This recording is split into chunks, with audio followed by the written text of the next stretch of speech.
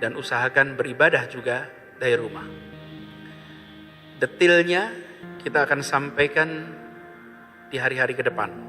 Tapi secara garis besar, pada prinsipnya perlu kami sampaikan awal sebagai ancang-ancang kepada seluruh masyarakat bahwa kita akan menuju PSBB.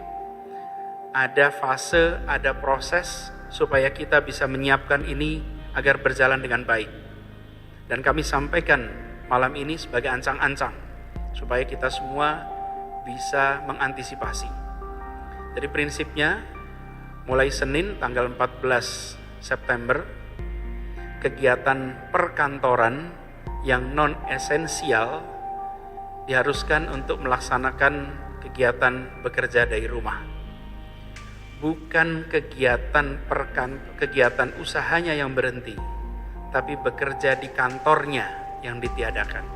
Kegiatan usaha jalan terus, kegiatan kantor jalan terus, tapi perkantoran di gedungnya yang tidak diizinkan untuk beroperasi. Akan ada 11 bidang esensial yang boleh tetap berjalan dengan operasi minimal. Jadi tidak boleh beroperasi seperti biasa, tapi dikurangi. Dan perlu saya sampaikan bahwa izin operasi pada bidang-bidang non-esensial yang dulu mendapatkan izin akan dievaluasi ulang untuk memastikan bahwa pengendalian pergerakan kegiatan, baik kegiatan usaha maupun kegiatan sosial, itu tidak menyebabkan penularan. Lalu seluruh tempat hiburan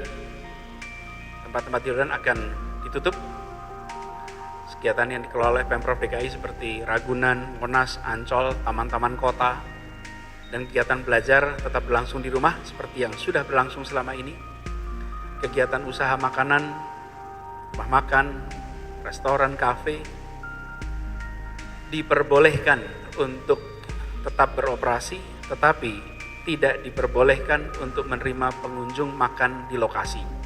Jadi pesanan diambil, pesanan diantar, tapi tidak makan di lokasi, karena kita menemukan di tempat-tempat inilah terjadi interaksi yang mengantarkan pada penularan. Khusus untuk tempat ibadah akan ada sedikit penyesuaian.